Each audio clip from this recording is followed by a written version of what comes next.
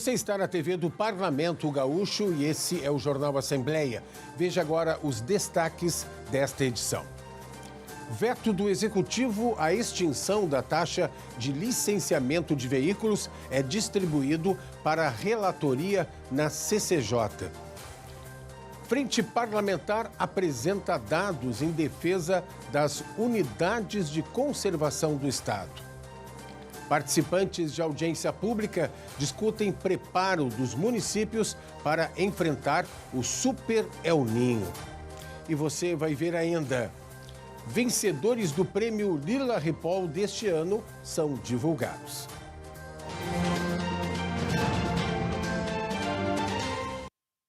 A Comissão de Constituição e Justiça realizou a última reunião ordinária antes do recesso parlamentar na terça-feira. No encontro, foram aprovados 10 pareceres favoráveis e distribuídas 35 proposições para a relatoria.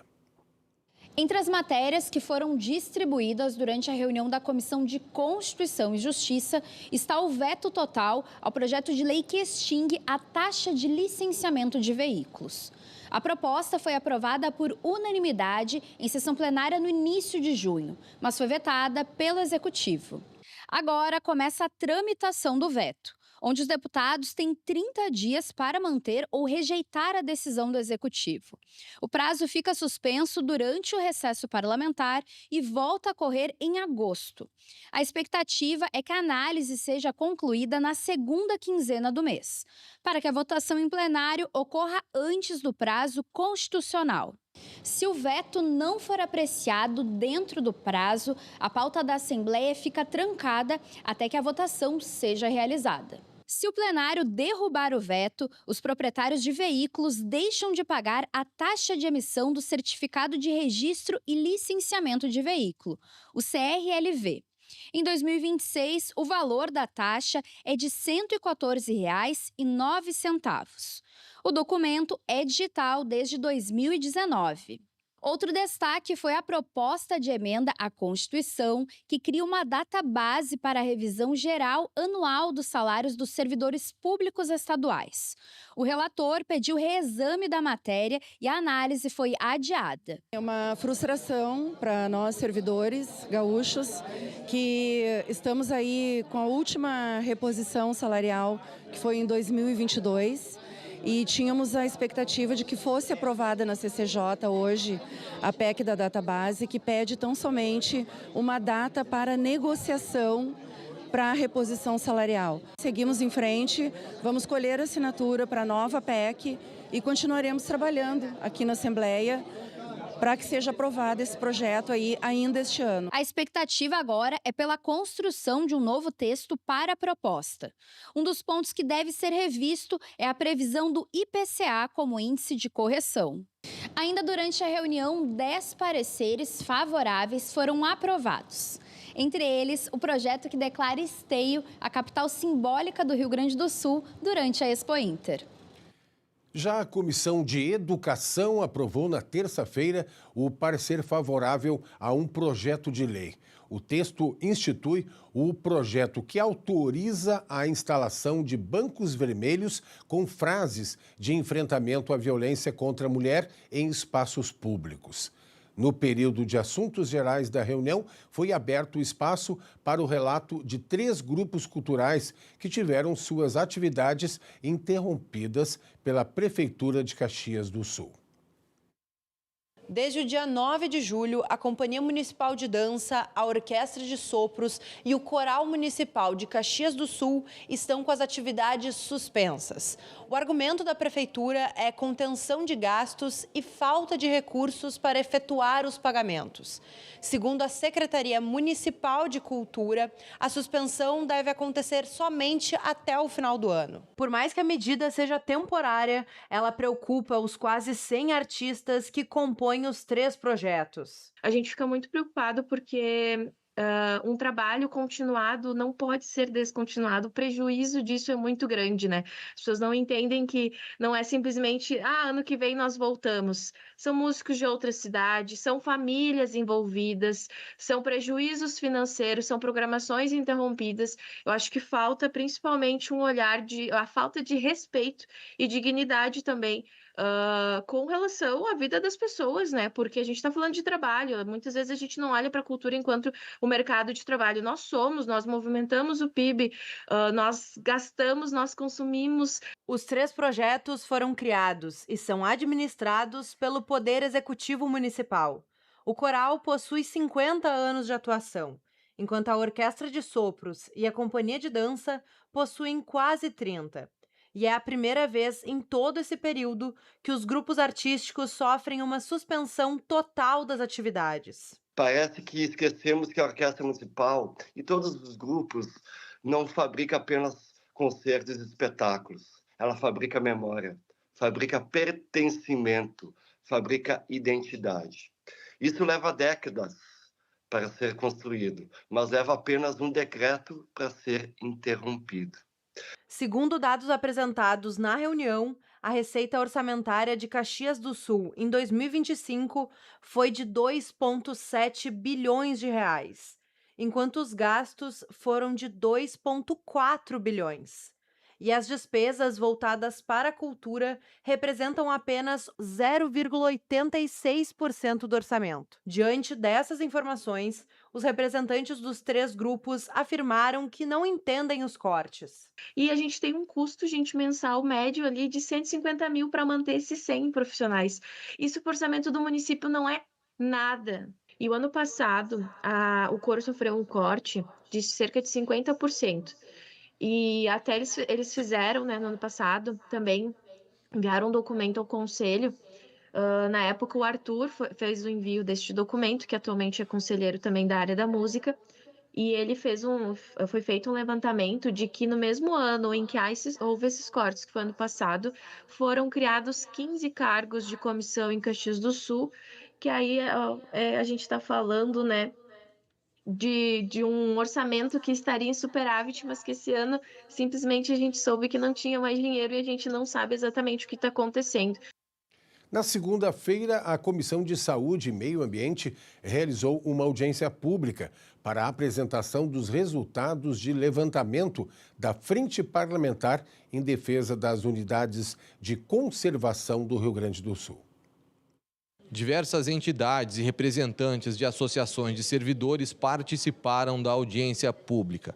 O foco do debate foi mostrar a importância das unidades de conservação do Rio Grande do Sul e também os principais problemas enfrentados por essas áreas hoje no estado.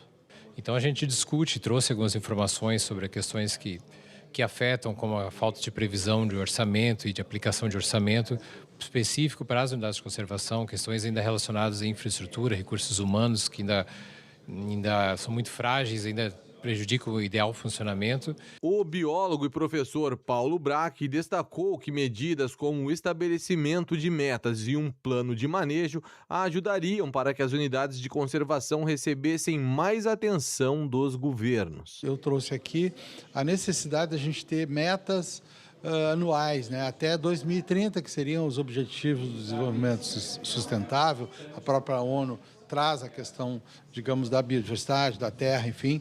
Então, nós temos que juntar, através dessa iniciativa aqui da Assembleia Legislativa, juntar instituições, Ministério Público, universidades, associações, enfim, e a gente juntar uma comissão junto com o governo e pedir que se assine um compromisso para que a gente consiga atingir algumas metas. Por exemplo, planos de manejo, que são o que define o que pode ou não ser feito dentro de uma unidade de conservação. Nós temos somente 9 planos de manejo constituídos entre 25 unidades de conservação. A procuradora do Ministério Público Estadual, Ana Maria Marquesan, afirmou que cuidar das UCs é um dever do poder público e que essa tarefa se torna muito mais relevante a partir das mudanças climáticas. E como essas unidades de conservação são locais onde nós temos ali um repositório muito importante de serviços ecológicos essenciais que são prestados pela natureza em prol da saúde das pessoas, da fauna, da flora, é muito importante que a gente garanta que essas não sejam unidades de papel, né? Que elas tenham a sua existência no plano real, que tenham guardas-parques, que tenham estrutura, planos de manejo, tenham os seus conselhos gestores funcionando.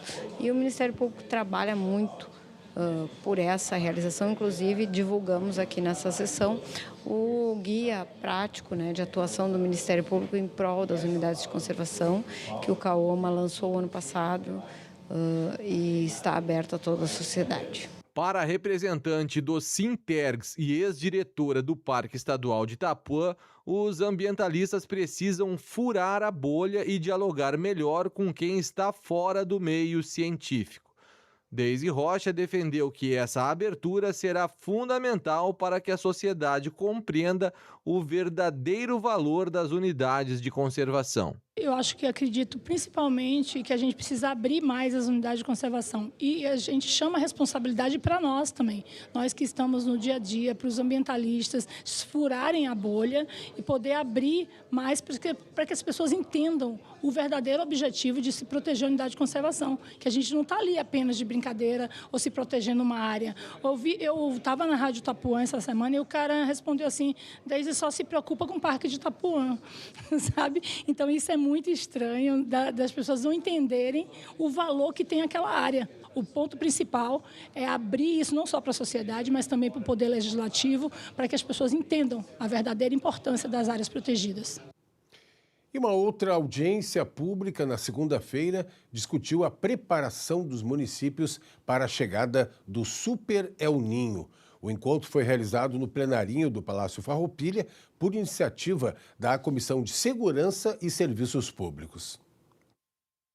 O El Ninho é um evento climático. Ele acontece quando as águas do Oceano Pacífico aquecem mais que o normal. Isso muda a circulação dos ventos e a distribuição de calor e umidade no mundo todo. Aqui no sul do Brasil, ele provoca mais chuvas. Segundo especialistas, em 2026, o período de maior alerta meteorológico será a primavera.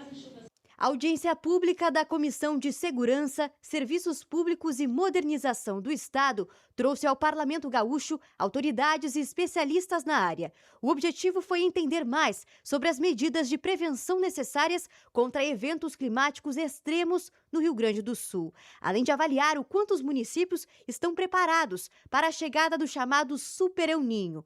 O professor e vice-diretor do Instituto de Pesquisas Hidráulicas da URGS deu mais detalhes sobre o fenômeno. Bem, as projeções, os modelos climáticos aí estão apontando um evento que a gente ainda não registrou, desde 1990, que a gente tem esses registros, aí vai ser a primeira vez, se as previsões se confirmarem, da gente ter uma temperatura acima de 3 graus na superfície do Oceano Pacífico. E isso muda toda, a parte meteorológica, as correntes oceânicas, correntes atmosféricas, O El Ninho pode ocorrer a cada 2 anos, tendo até 7 anos de diferença entre um e outro. Quando chega ao Brasil, as consequências são diferentes para cada região. Enquanto o Sul enfrenta maior volume e frequência de chuva, o Norte e Nordeste sofrem com o aumento da seca. A gente não tem como ter certeza que um El Ninho mais forte nos trará maiores inundações. Então isso ainda é parte da pesquisa, a gente está com uma amostra muito pequena, a gente tem dados desde 1990.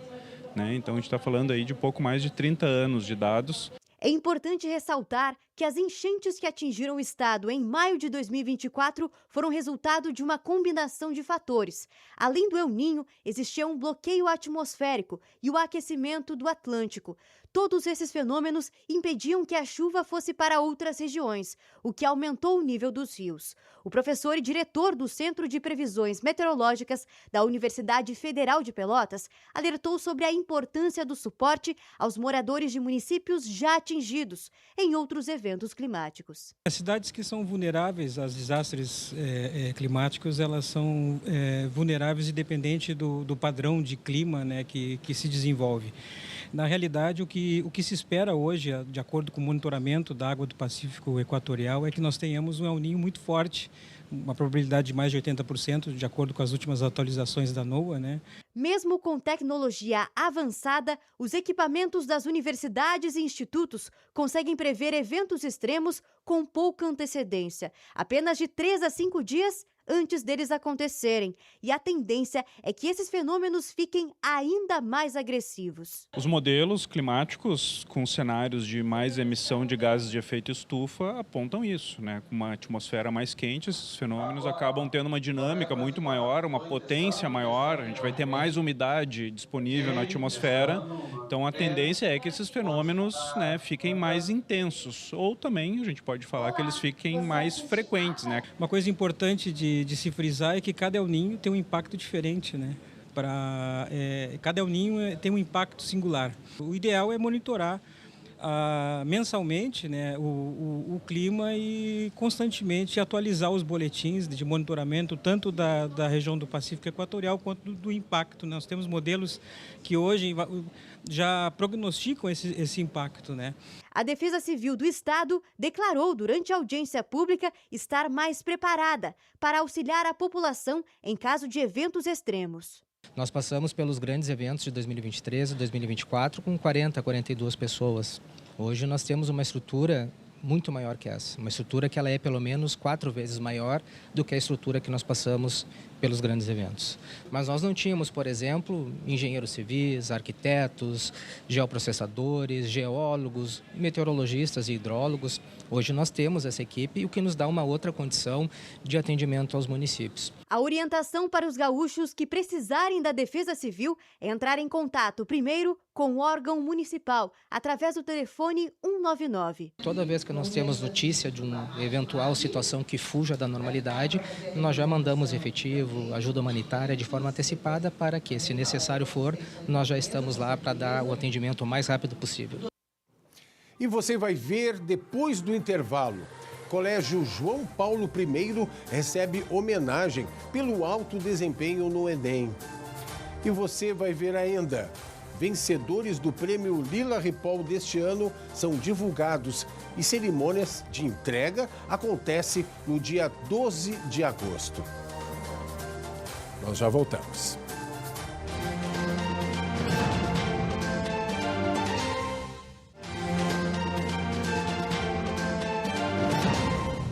Voltamos com o nosso Jornal Assembleia, lembrando que você pode acompanhar as notícias e a programação do Parlamento no nosso canal no YouTube e também no portal da TV Assembleia. No período do grande expediente da sessão plenária desta quarta-feira, foi feita uma homenagem ao Colégio João Paulo I, da Zona Sul da capital. O diretor do colégio homenageado esteve entre as autoridades presentes na cerimônia, juntamente com estudantes e professores.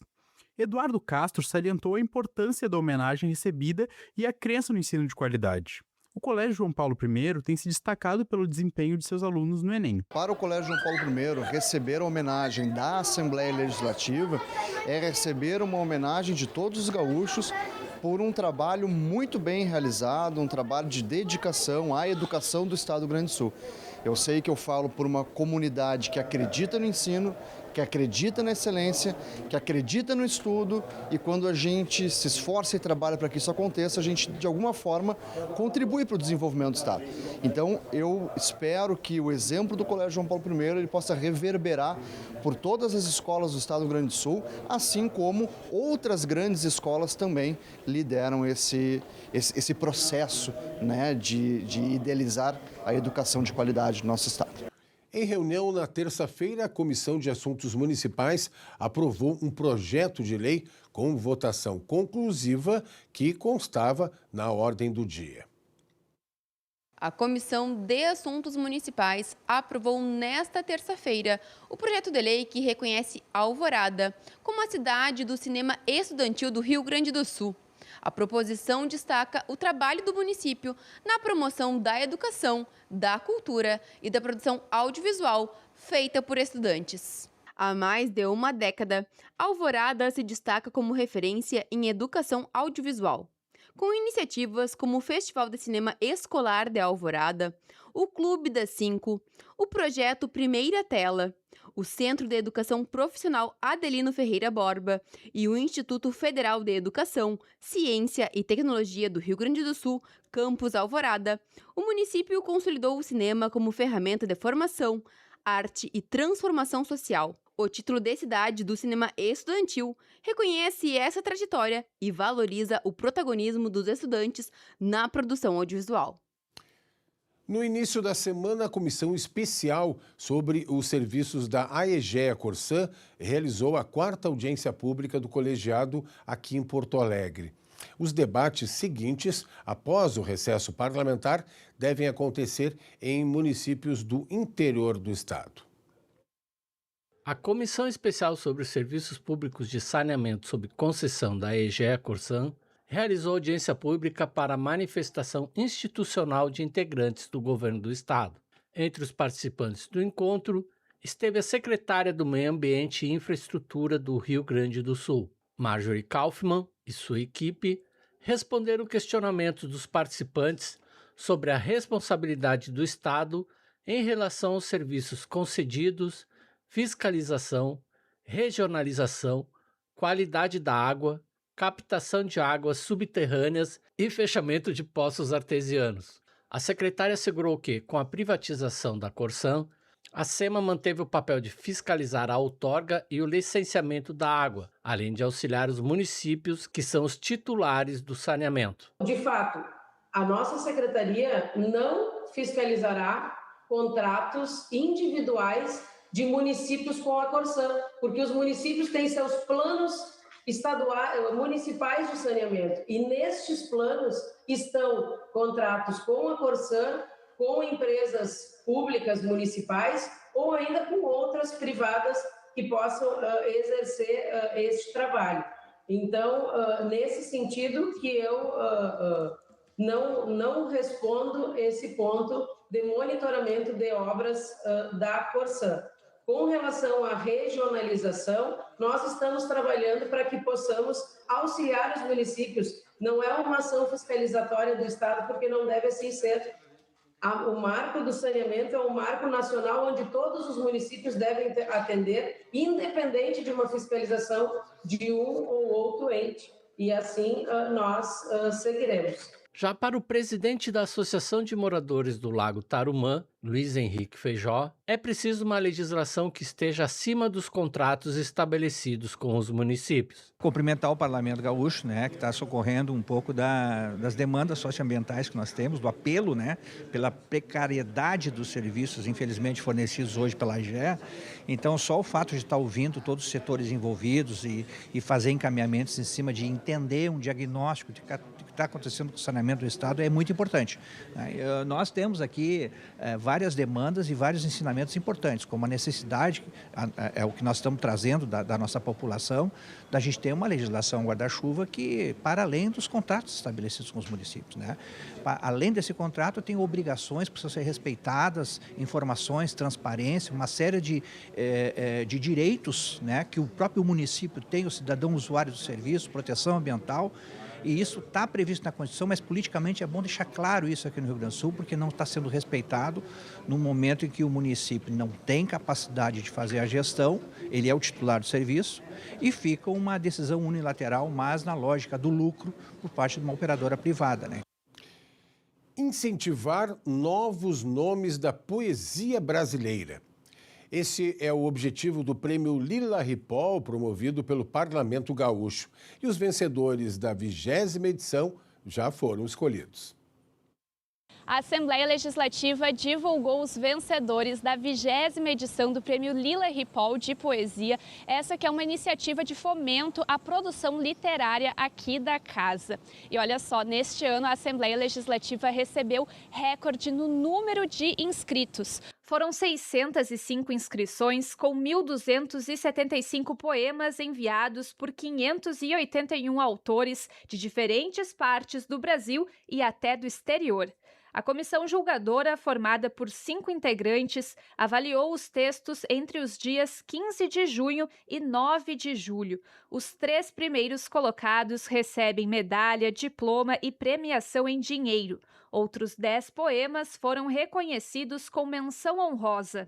Acredito que seja pelo reconhecimento, pela seriedade com que esse prêmio é feito e produzido pela Assembleia Legislativa e também pela temática que ele traz, que são as causas sociais e as questões de gênero, né, que são temáticas fundamentadas lá na poesia de Lila Ripoll, e a gente tenta recuperar isso nessa premiação. Lila Ripoll foi poeta, jornalista, pianista e professora nascida em Quaraí. É considerada um dos grandes nomes da literatura gaúcha e dá nome ao prêmio criado pela Assembleia Legislativa há 2 décadas. Bom, nós estamos completando 20 edições do prêmio neste ano, então preparamos um momento bastante especial para o dia 12 de agosto, em que nós teremos uma condução artística, uma intervenção artística. A solenidade em si vai ser uma intervenção artística dirigida pela Débora Finocchiaro, que é uma atriz gaúcha, e ela vai trazer com ela a Andréa Cavalheiro, uma cantora, já cantou no Solar agora há pouco tempo, maravilhosa, e também mais um músico convidado, e eles vão compor uma apresentação durante a cerimônia. Vai ser surpresa, mas a gente vai ter aí bastante emoção com a poesia dos vencedores e com a poesia da Lila Ripoll. Nesta edição, o primeiro lugar ficou com o poema Ausência, de Caroline Cássia Duarte Pereira, de Campo Grande, no Mato Grosso do Sul. O segundo lugar foi para Farol do Aqui e Agora, da porto-alegrense Patrícia da Cunha Langóis. Já o terceiro lugar ficou com A Bala, da cearense Elvira Glória Drummond Miranda. Os textos premiados serão publicados e distribuídos gratuitamente pela Assembleia durante a Feira do Livro de Porto Alegre. E a edição de hoje do Jornal Assembleia termina aqui. Acompanhe as notícias e a programação do Parlamento no nosso canal no YouTube e também no portal da TV Assembleia. E fique agora com a imagem noturna da fachada do Palácio Farroupilha. E nós voltamos na próxima edição. Até lá!